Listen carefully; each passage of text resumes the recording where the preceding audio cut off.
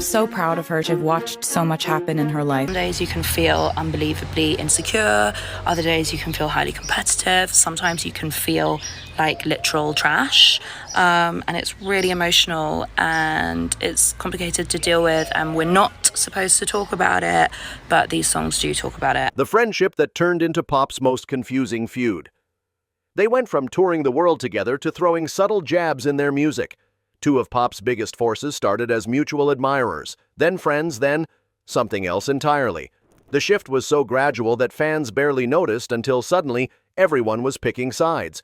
This is the story of how Taylor Swift and Charli XCX went from collaboration to competition and why their relationship became one of music's most fascinating feuds.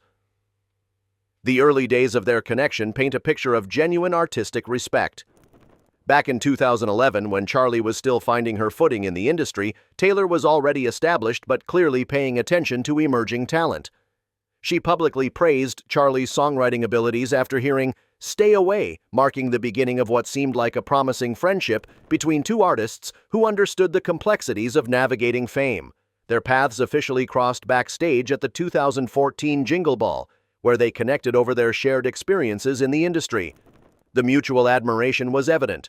Charli covered Taylor's massive hit "Shake It Off" for BBC Radio 1's Live Lounge, bringing her own edgy interpretation to the pop anthem. Taylor reciprocated by including "Stay Away" on a breakup-themed playlist she curated in 2015, introducing her massive fanbase to Charli's work. The friendship reached its public peak when Charli appeared as a surprise guest during Taylor's 1989 World Tour in October 2015. Performing Boom Clap to thousands of screaming fans, it seemed like the perfect collaboration between established superstar and rising talent. You having fun with Miss Taylor Swift? Yet even then, there were subtle signs that their worlds didn't quite align. While Taylor was surrounded by her famous Girl Squad, a carefully curated group of models and celebrities, Charli remained noticeably absent from this inner circle. By 2016, their careers were heading in dramatically different directions. Charli dove headfirst into experimental territory, collaborating with innovative producer Sophie to create what would later be recognized as hyperpop, a genre-bending sound that challenged mainstream pop conventions. Meanwhile, Taylor retreated from public view following the highly publicized conflict with Kanye West and Kim Kardashian, using the time to reinvent her image and sound. When Taylor emerged from her hiatus with Reputation, she announced a massive world tour featuring opening acts Camila Cabello and Charli XCX. On paper, it seemed like the perfect opportunity for both artists. In reality, it became a turning point in their relationship. Night after night, Charli performed her experimental pop to crowds who were there for Taylor's more mainstream sound. The disconnect was palpable. In a 2019 interview that would later spark controversy, Charli described the experience of performing to Taylor's younger fanbase in less than flattering terms. Her comments about performing for young children were taken out of context and spread across social media, angering Taylor's devoted fanbase. Charli quickly clarified her statements, emphasizing her gratitude for the opportunity and praising Taylor's business acumen and kindness. She spoke warmly about the tour, feeling like a supportive environment, but the damage to public perception was already done. After the Reputation tour concluded, any visible friendship between the two artists seemed to evaporate. No more public interactions, no social media exchanges, no industry event photos together. For years, fans wondered what had happened behind the scenes to cause such a complete communication breakdown. The plot thickened in 2023 when both artists found themselves connected through an unexpected source, the British band, the 1975. Taylor was rumored to be involved with lead singer Maddie Healy following her breakup with longtime boyfriend Joe Alwyn. Simultaneously, Charli was dating the band's drummer George Daniel. This meant inevitable backstage encounters at concerts, though notably, no photos of these meetings ever surfaced online. Everything changed with the release of Charli's critically acclaimed album Brat in 2024. The track Sympathy is a Knife immediately caught attention for its raw exploration of insecurity and comparison. While never explicitly naming anyone, the lyrics painted a picture of feeling inadequate next to another woman, someone more successful, someone dating within the same social circle, someone who made Charli question her own worth. The clues seemed to point in one direction. References to seeing this person backstage at her boyfriend's shows, hoping relationships would end quickly, feeling like opposites, fans connected the dots to Taylor. But rather than a straightforward diss track, the song was a vulnerable confession about battling personal demons and industry pressures. Charli herself explained it as an exploration of how anxiety creates narratives in our heads when we feel insecure.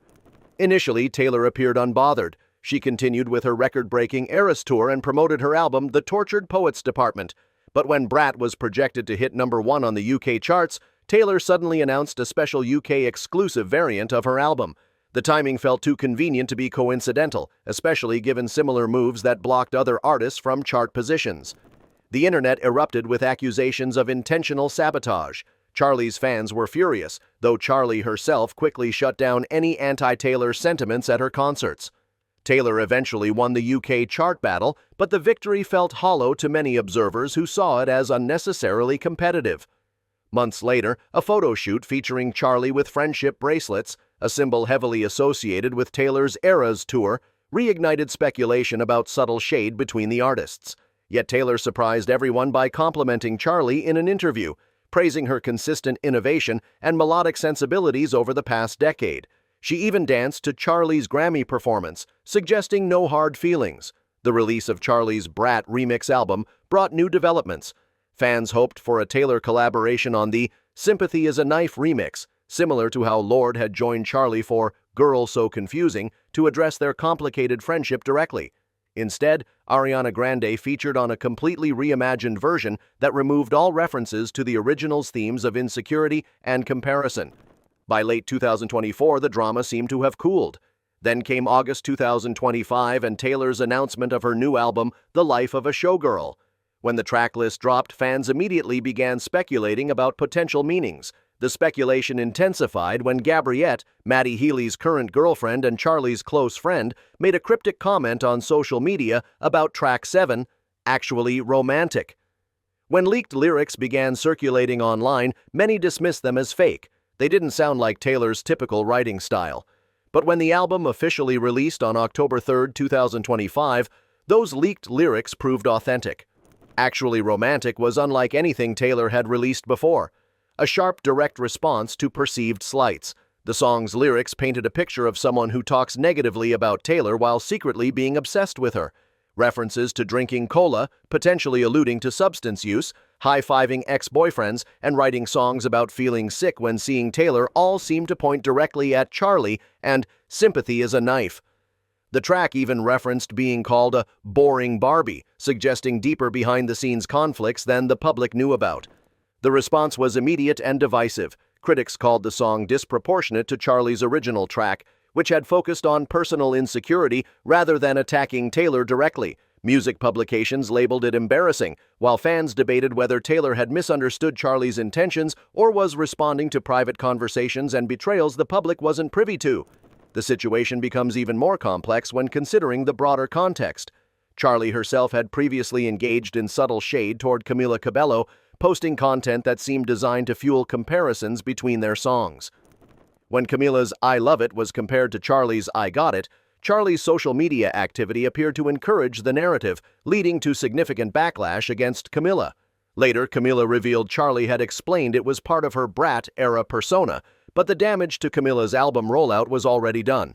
This history complicates the narrative of who's right or wrong in the Taylor-Charli situation. Both artists have shown they're willing to address conflicts through their music, but their approaches differ significantly. Charli's Girl So Confusing with Lorde became a powerful statement about female friendship and miscommunication, showing how addressing issues directly can lead to resolution and artistic triumph. The collaboration was widely praised as one of 2024's best songs. The question remains whether Sympathy is a Knife could have received similar treatment. Would Taylor ever have considered appearing on a remix to address the situation directly? Given the sonic differences between their current musical styles, it seems unlikely from a purely artistic standpoint, let alone considering the personal tensions. The ripple effects of this feud extend throughout the industry. Selena Gomez, Taylor's best friend, included a Charli co-written song on her latest album. Ariana Grande appeared on the Sympathy is a Knife remix despite having limited interactions with Taylor over the years.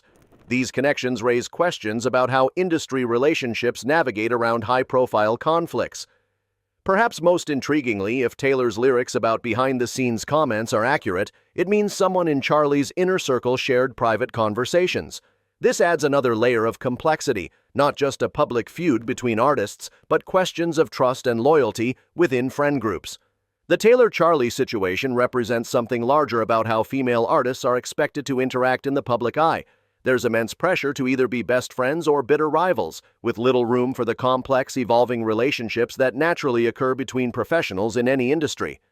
Both artists have built careers on expressing their authentic emotions through music. Yet when those emotions involve each other, it becomes fodder for public consumption and choosing sides. Looking at their trajectory, from mutual admiration to touring together to subtle conflict to direct confrontation, it mirrors many real-world friendships that simply grow apart. The difference is that every micro-interaction gets analyzed, every lyric dissected, every chart position scrutinized for hidden meaning. Whether reconciliation is possible remains to be seen. The music industry is small, and both artists will undoubtedly cross paths at events, award shows, and through mutual connections. But sometimes relationships serve their purpose for a specific time and place, and attempting to force friendship where natural distance has grown can be more harmful than accepting the evolution. What makes this story particularly compelling is how it reflects broader themes in both artists' work. Taylor has built a career on turning personal experiences into universal anthems, while Charli has pushed boundaries by being brazenly honest about the less glamorous sides of fame. In a way, this conflict represents their artistic philosophies colliding. Taylor's carefully crafted narrative meeting Charli's chaotic transparency. The real tragedy might be that two artists who once recognized and celebrated each other's talents have become symbols of division rather than collaboration. In an industry that often pits women against each other, their early friendship had seemed like a refreshing alternative. Now their conflict perpetuates the very dynamics both have spoken against at different points in their careers. As both continue releasing music and evolving as artists, fans will undoubtedly continue searching for hidden meanings and references to their relationship.